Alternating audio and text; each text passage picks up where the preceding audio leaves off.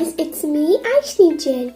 So today we will learn why do we yawn. Why do we yawn only when we are tired, we are sleepy.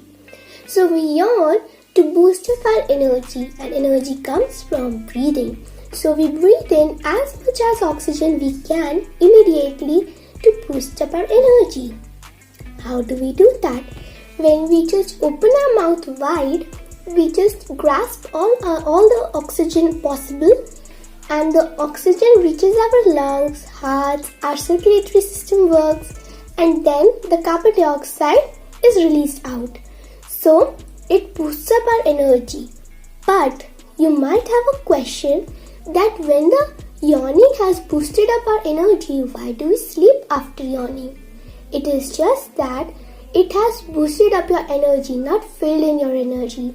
So you need to sleep time to time to relax your mind, to relax your body, to relax your soul.